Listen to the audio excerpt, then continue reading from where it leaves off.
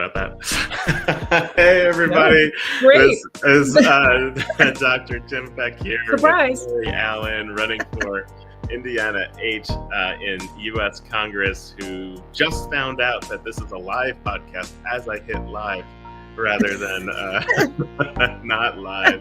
Great. But we're here on a really important historic day in Indiana, in the United States, in which gerrymandering is on the table and a final vote in the Indiana Senate is coming to fruition. In about a half an hour, they will start debating. And so those things affect so many Hoosiers, and certainly going to affect these two Hoosiers. So, Mary, how are you feeling today about the fact that when you jumped into this a year ago, everything might look different tomorrow. And right. What does it feel like? Yeah. There's just some anxiousness, of course, but like you had just said, we were talking ahead of this show to say we can control what we can control. And that's something that I've been saying all along ever since these conversations started, a few months ago, and saying, well, okay, we're going to deal with the information we have today. And we're going to make our way around to, in the 8th district, it's 21 counties, and say, we're going to keep going. We're going to build those relationships, and we're going to visit as many as we can, as often as we can, with the information we have today. Yeah. And that's what we've been doing, even up until, tonight, I'm supposed to be in Greene County. So is Greene County still in? Part of it. Yes, I think part of it. Last week I was in Vermilion. That is one that would be taken out. But it isn't yet, and no relationship building is bad. And no matter what happens, I've gained some friends up in Vermilion County. So absolutely. And you and I met in Orange County, which is in Indiana 8 and would be in Indiana 9. It's a trade of counties, and that's where French Lick is. We met at a conference there. You came on the podcast then. And you were live then too. Yes. Whether you knew it or not. I don't know. I think I did that time. Yes. That was a lot of fun. You set up on the porch. Yeah, it was a great. Yeah, that was setup. Great. So met then, hit it off and got to know you. But let's let our viewers know a little bit more about you too. So running for Indiana 8, but you are already an elected official in Evansville? Yes. I'm an Evansville city councilor at large. Was elected in 23. Okay. And what does that mean in terms of Evansville City Council at large? Is that the entire city votes for you? Entire city limits. What's your responsibility? Who are your constituents? Yeah, that's right. So there's 6 ward seats, so divided up into sections of the city, and then there are 3 at-large seats. I'm one of those, and that means we represent anyone who lives in the city limits of Evansville. Okay. So got it. Got it. And are you from Evansville? Is that area, or is this your new home that you've adopted and they've adopted you? What's that? Yeah, about? Well, that happened 32 years ago. Yeah, so I've lived here longer than I have it now. I'm originally from Cincinnati, but have lived here for 32 years, and I've accepted them. I think they've accepted me, and this is home. I am definitely a Hoosier these days.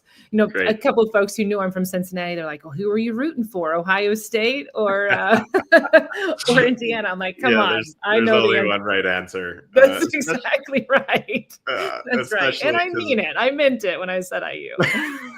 Especially because Bloomington might be in your new district after all of this. So.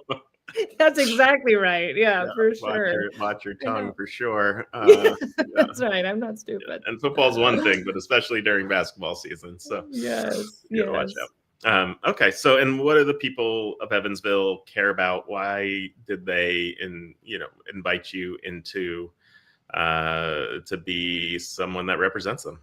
Yeah.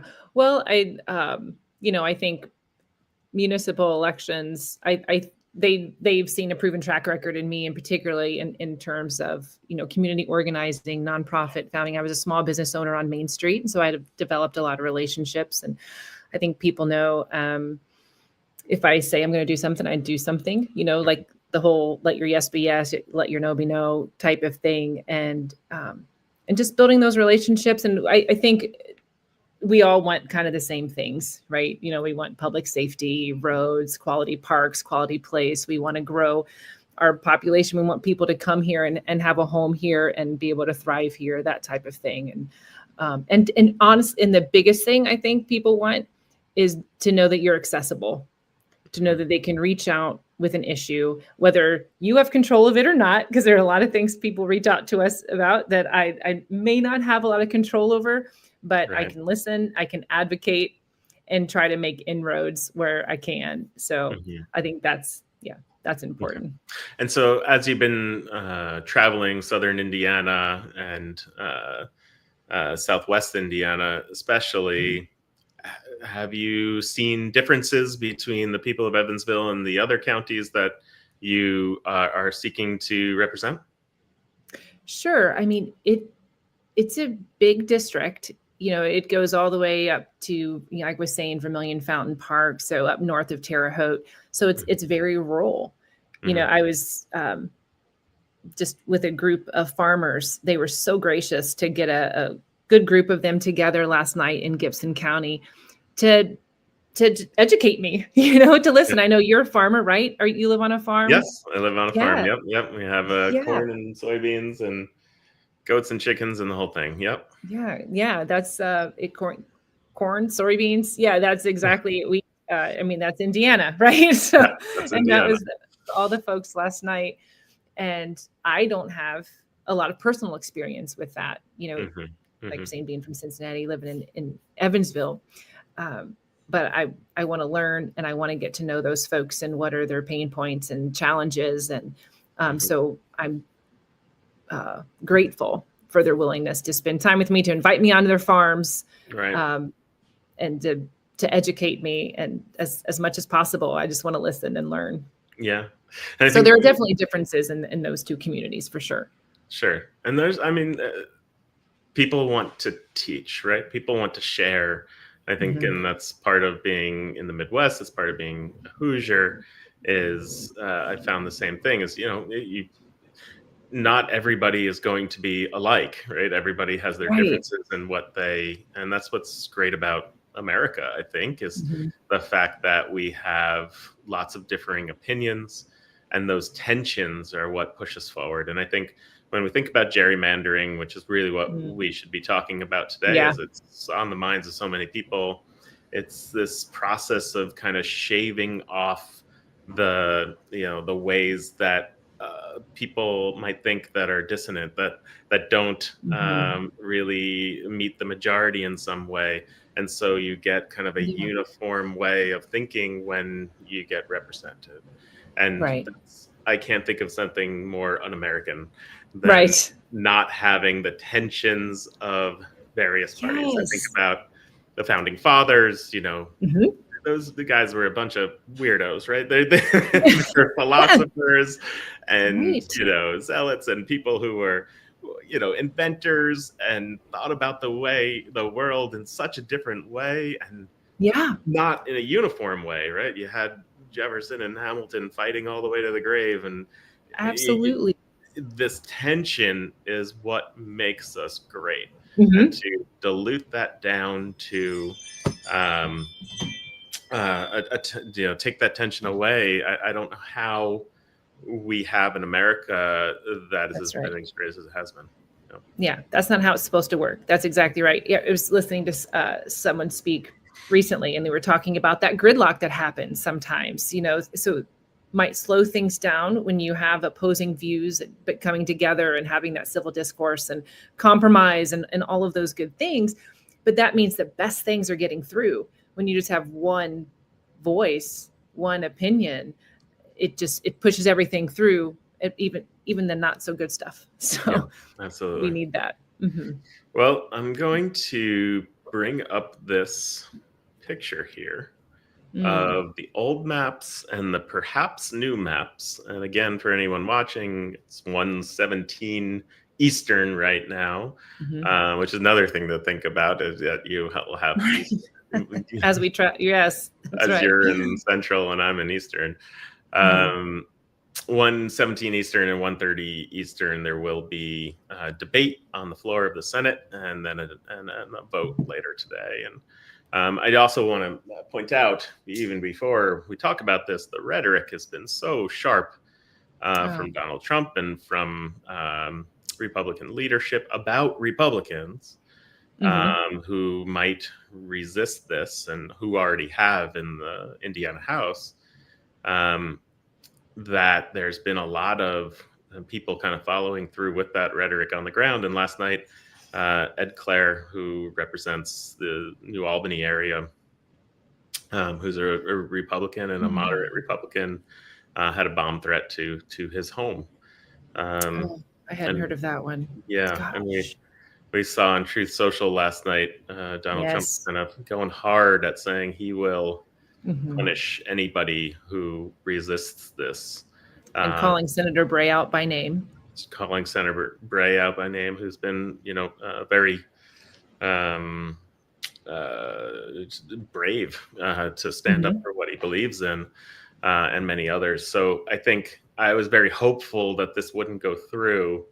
But can we even blame someone who's getting bomb threats and swatted to their home to be scared for themselves? Or at this point, I don't know your thoughts about the it's ways of moving forward. Yeah, right. No, I 100%. I don't know. I just can't believe that this is a place where we have gotten where there's that type of threat from the top, rhetoric from the top, calling people out. And then, like you're saying, these things are playing out on the ground. And then you think, well, then if we do submit to those threats, then when do they stop too? I mean, there's that two sides. I can't blame someone either, but at the same time, when we don't continue to stand up and push back, then that tactic is successful. And who's going to, and honestly, this is what we signed up for, right? As people who want to represent, you think about the tough decisions that might happen that you might have more information about than the general public. You might be informed about in certain ways that is even top secret, right? If you sit on one of the armed forces and you're making decisions on these kind of things, that might not be popular in one way. And, thinking about your job versus your duty, those two things are different. And I've often said, like, if I lose my job, I probably did it right when getting into Congress. Right. That's right.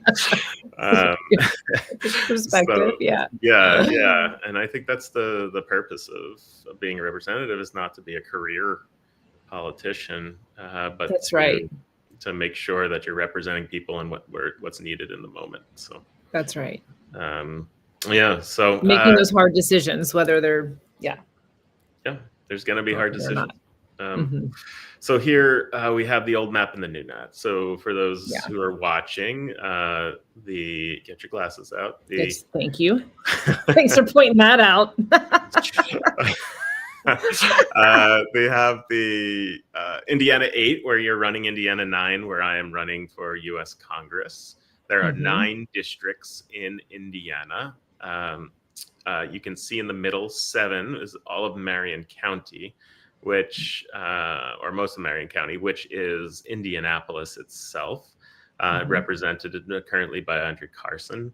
1 is represented by Frank Mervan, who is also a Democrat. And then 2, 3, 4, 5, 6, 8, 9 are all represented by Republicans at this time. So 2 to 7. And these new maps here, you'll see in the very middle there that firstly, Indianapolis has been split into 4 districts. Right? Again, I like your close-up. Way to go on that. Marion Great County. visual. We're very fancy over here at Project Now, as we grow. So Marion County is, again, where Indianapolis is made up of those 9 townships, those 9 boxes that you see.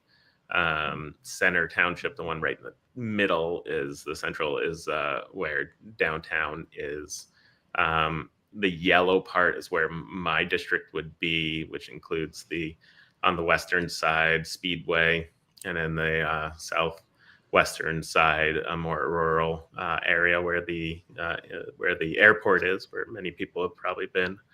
And so, yeah, it gets kind of chopped up into 4 there and coming out. How wild is that for you to think that you where you are would have a portion of Indianapolis? Yeah. I mean, even when, as I said, the airport, right? I don't fly out of Indy. I fly out of Louisville, right? Right. And if I have to go international, I'll fly out of Cincinnati. It just shows you where our culture is connected to here, where our economy is connected to. That's it. Yes. Right? Is less so Indianapolis, as more in our area, my area at least, and like you can tell me yours, more about Kentuckiana, and part of the district is about Cincinnati. So that's just the fact that you put the airport alone is it's kind of making my mind swim. So yeah.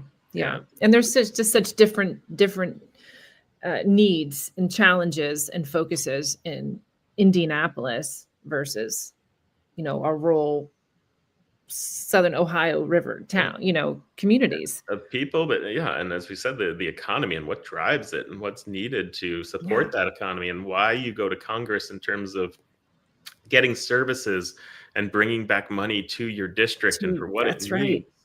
That's right. The needs are Indy's so economy broad. is its own little ecosystem. And so then to disperse that, I don't know how you properly represent that and advocate for federal funding for all of those things. This goes forward, we're gonna have to figure out a way, because I do think they're playing with fire here by doing this, right? Because absolutely, as you said, this is Indianapolis is where the center of economy is for Indiana. It's also the center of wealth and money in many ways. And now you're splitting it into 4 and bringing that influence it has into other districts, right? So by doing that, you're taking economy, you're hurting Indianapolis itself in some ways, but also allowing it to be influenced in through the rest of the state. And so it's interesting to see how this dynamic will play out. So there we go. So I could talk about my district, but I'd love to speak about yours. Let me blow this up a little bit if we can. So Vanderburgh is where I live in Vanderburgh County in Evansville. Evansville is, and then you currently have Terre Haute in your. That's right, and I think in Vigo County, Terre Haute stays. Okay. Yep. It's stays. In both. And then we have a trade of 3 counties here, you and me. Yes. So one of them is Crawford County down on the bottom here on the Ohio River. And then above it is Orange County. And then 2 counties. You would get those 2 from me. Yes, those 2 counties would be part of Indiana 9. And then Monroe County would be part of Indiana 8. And that's that's exciting. In a lot of ways, and weird in a lot of other ways, and so Monroe and it County, used to be back in the day. I think I can't remember the year, but Monroe was in 8 at one time. I can't remember when it got carved out, but it did. And Orange and Crawford used to be in 9, so this has happened before. But what hasn't happened is that little snake head that goes up into Marion County. That's the part that's really out there. And so in order to make that happen, you had to take Monroe and Bloomington out of Indiana 9 and bring it into Indiana 8. But what that does is takes 3 areas, right? Terre Haute, Evansville, Bloomington, all have Democratic representation in many ways. Monroe being like strongly Democratic representation, voting 65, even 70% sometimes on the Democratic side. Into your district. So what does that mean for I do have to say I was surprised by that to have Monroe, Vigo, and Vanderburgh County all in one district with having, Evansville, Terre Haute, and Bloomington. I think it's risky, Yeah. know, and, I don't know if they're just counting on low voter turnout. Uh, I don't know, or they're just Yeah. overconfident, which Yeah. My, I my don't know. I think that interpretation could is backfire. my interpretation is a national party asking for something and making something happen, and not the local party, and that's why you're Yeah. seeing some resistance from Republicans here, but getting overruled, if you will, or Mhm. bullied in many ways into making Yeah. this vote. And they don't have the context of what locally this means. They don't really care Mhm. locally that this means. It's just based off of numbers, um, Right. That's right. very much. And so, Mhm. yeah, this is an odd situation that we're going into. I think. Um, sorry, I'm blocking Well, a. and as Yeah, go ahead. oh, no, I was just gonna say, as bad as this is, and as much as we're continuing to advocate, I was up there on Monday, rallying against it, um, of course, in Indy, and, as bad as this is, one maybe good thing, if I could say, is that we're having this conversation. You Yeah. and I have it has kind of caused us to have, to connect again Hmm. and get to know one another more. Hmm. And I also saw Kelly Thompson, who's running in District 3, up in Indy on Monday, Hmm. rallying and advocating against this. So it has caused us to connect with one another. And I think that's really important as well. Sure. So, Absolutely. and knowing that, if this happens, again, I hope it doesn't, I can introduce you to people in Orange and Crawford, those connections that I've made. And I know, and you have been gracious to say you would introduce me to folks in Monroe. So, Hmm. um, Yeah. you I know, mean, it makes we're stronger, going to right? deal with whatever happens. And it does Similar. make us stronger overall. Yeah. I mean, if only if we allow it to make us stronger, only if we take this as an Mhm. opportunity, right? And so, Right. yeah, I mean, being connected to Indianapolis obviously is not great for democracy in a lot of ways, because we just said you have to go to Washington and represent literally two different economies, if you will, two different Absolutely. areas that aren't connected, only really connected by a state government, but not so much by. They're even in different metropolitan statistical areas, right? They're Mhm. different places. Right. Um, and so, not great for democracy. But if, as I would say, progressive centrists, right of center people coming together to make the government that they want, this is the moment, this is the opportunity. And gerrymandering Mhm. benefits the people in power. And so if you Right. can take back the power, now it benefits you. Mhm. And so all it means is voting, right? That's what it Yes. means. There's That's exactly what it means.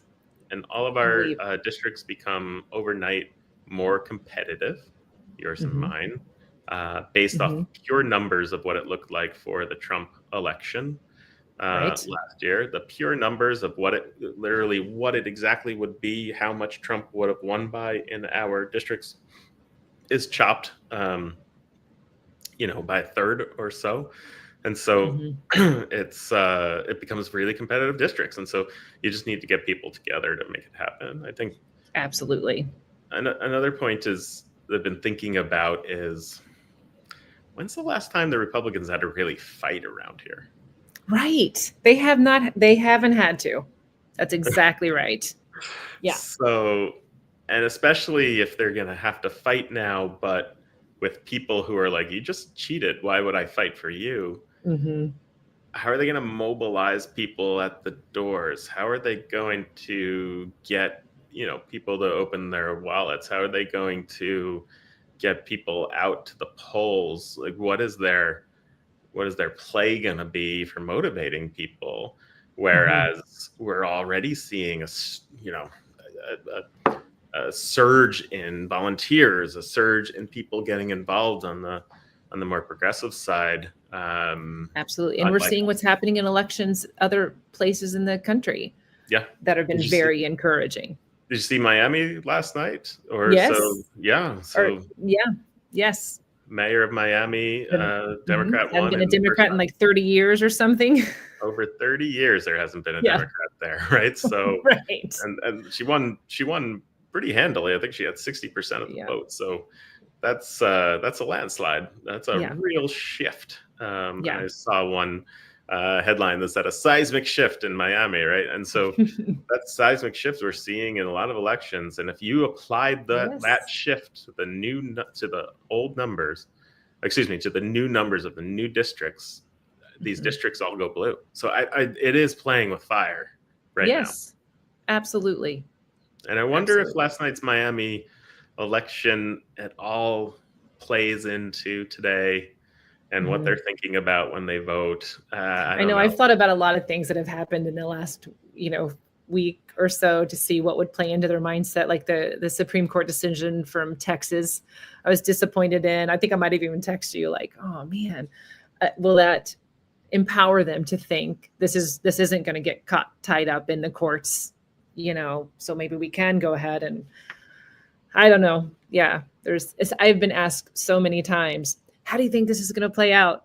What do you think the decision is going to be? And it has changed. My confidence level has changed and it's gone up and down. But I'm like, it is anyone's guess. It is so close. I think yeah.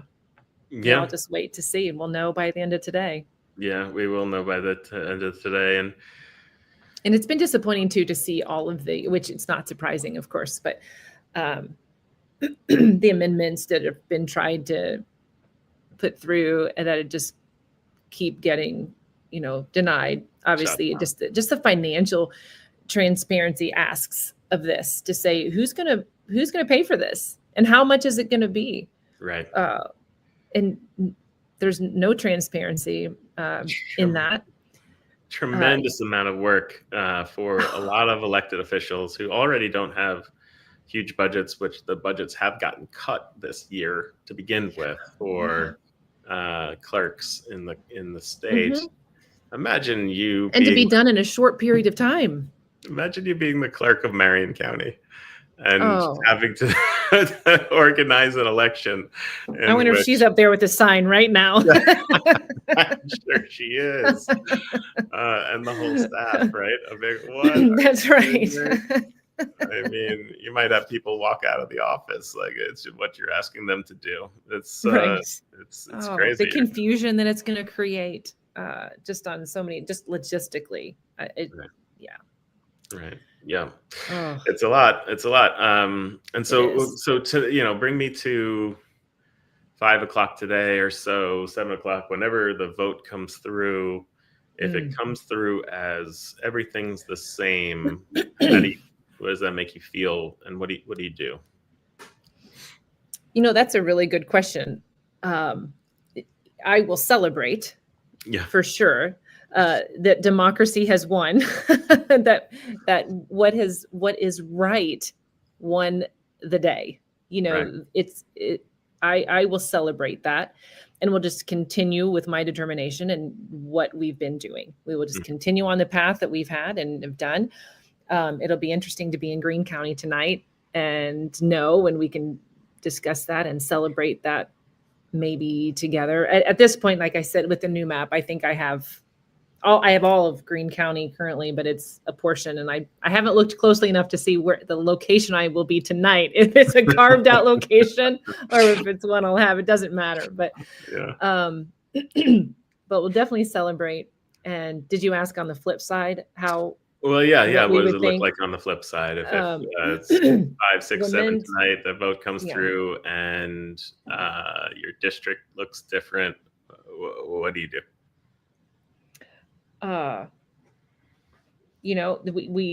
We go with that information, and we begin to create our strategy to get to know our new county and help you connect with, like we said, with Orange County. And I'll be very disappointed, of course, and will lament the fact that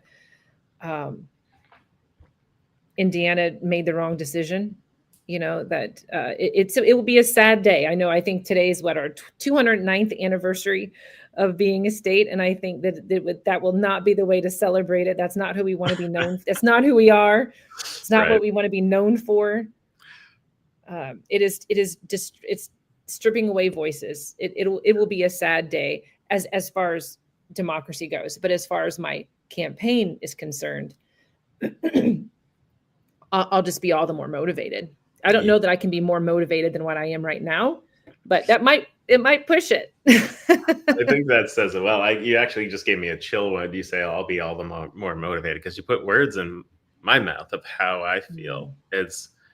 I already feel like I'm on a bike with the lock on, and all of a sudden you're going to take it off, and I'm just going to keep, ride. I just feel That's right.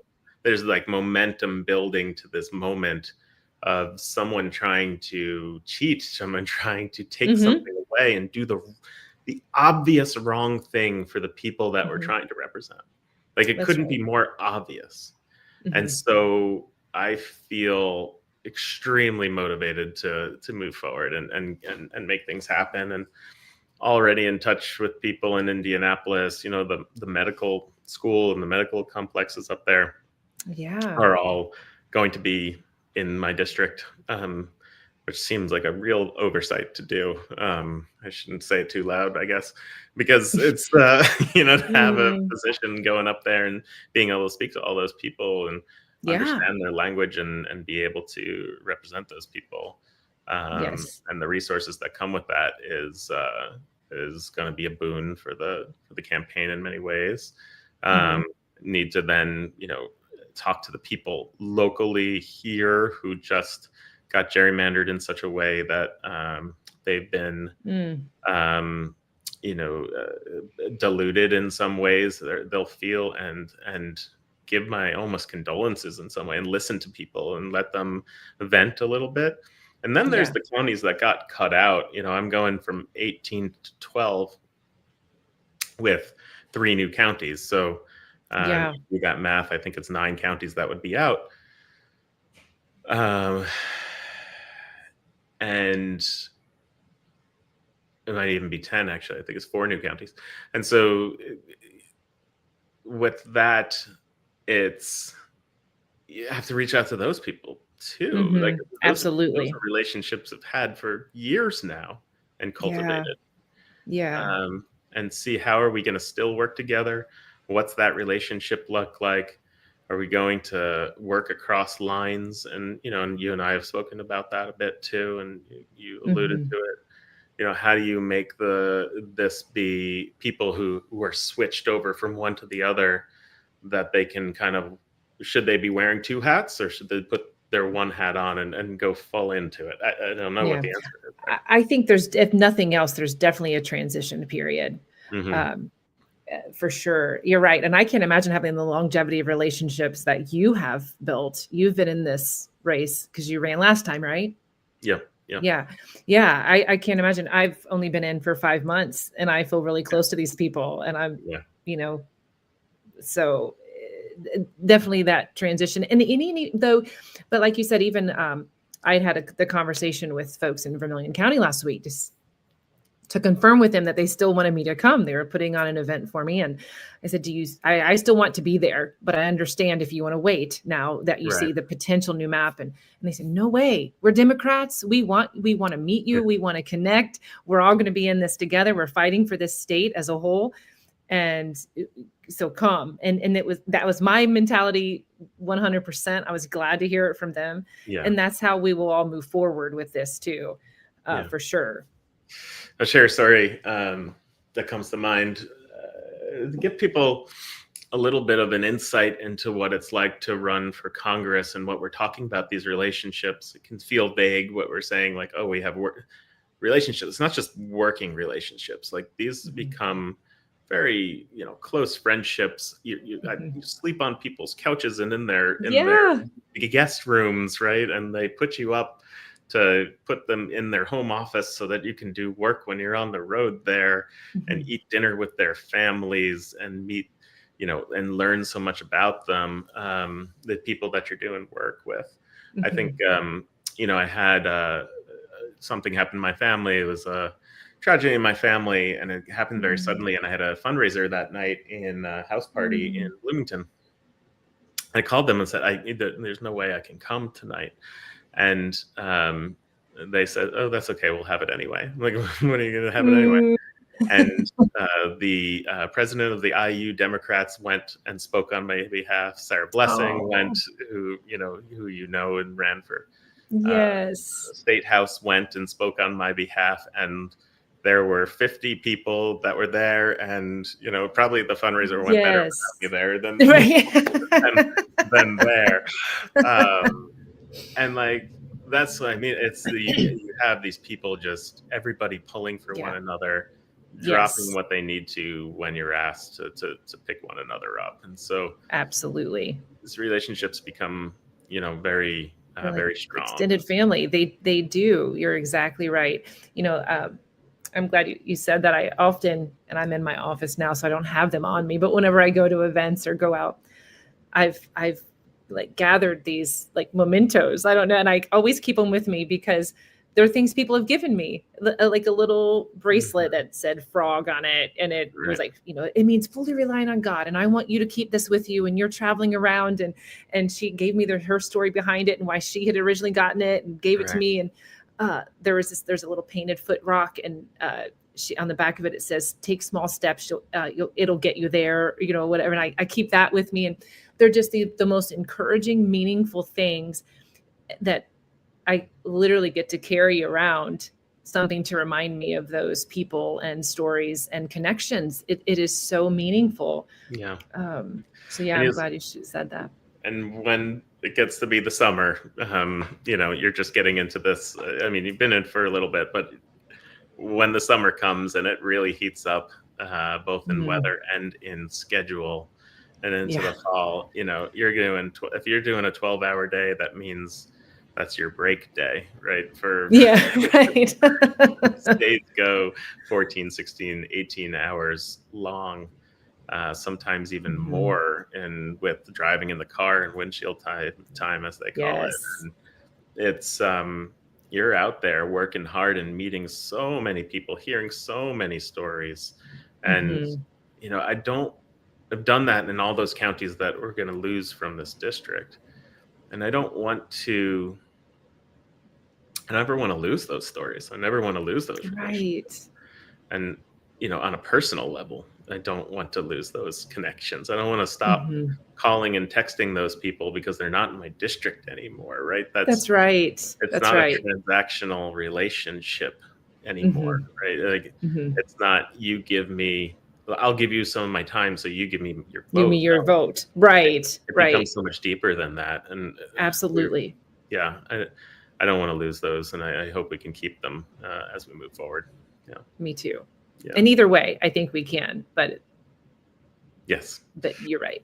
It becomes harder when you're not naturally in that heading into their home, their living room. I'm not going to be in Batesville anymore. And there are other living rooms that you need to be in. Yeah.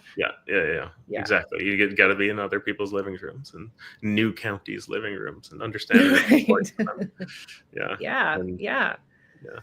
So, okay. Well, thank you for doing this with me. I would like to invite the other candidates on as well. I think it's important that we all do this. And so if other candidates are watching, or if other people who are part of those candidates' teams are watching, please reach out to them and tell them to reach out to us here at Project Next.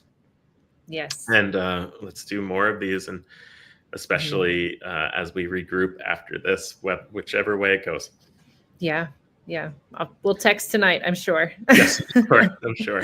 Actually, you know what? I'm going on a date tonight with my wife. Good for you. Okay, well, I will not. Maybe tomorrow. That's great. What a night to go on a date. So you can either celebrate together or cry together or whatever. Exactly. The other night, or the last time we did this was the Biden debate night, where he bumbled that debate so poorly. And phone just was blowing up, and I was trying to ignore Oh, it, kind of thing. And I so this bet. time, I'm sorry, I have to turn my phone off for at least a couple hours here and give my time to my wife. And So so important. yeah, it's so Yes. Good important. for you. Yeah. So You've got to guard that. I'm glad to hear it. Although this is only the second after that debate. This is your no, next no, no, date no, that no, you've no, no, had. no, no, Okay. no. Well, yeah. Just making sure. No, it just We got to do this more reminds me often. of the last time of Yes. one of the times that Yeah. we did it, and it was just so. It was, well. Let me say that it's a good point. It was the first time that I was so in the heated kind of battle of being a 12-hour a day candidate, like Mm, had grown into that point where I was making time for my family, and politics wanted my family's time too. Like yeah. wanted, like, saying, you give us that time. I don't care where you are. I want that time. Mhm. And I think I've reflected on that a lot and learned about that and learned from that. And now this is my next opportunity. And I'm going to make sure I do the right thing, which is fill my cup, fill my family's cup, have the time that we need so that we can get right back to work the next morning. Yes. Yeah. Absolutely. So Absolutely. yeah, a lesson learned. Gotta be prepared. So maybe you Yes. can learn that Thank lesson you. from me and Yeah, not go thank you. through I it. appreciate that. Absolutely. Yeah, so important. And then you're energized too to continue to move on, get going with the next day yourself Yeah, that's right. once That's right. you've done that. Well, have a lovely evening with your wife tonight. Thank you Thank so you. much for having me on and having this conversation, and look forward to catching up soon. All right, great. Yeah.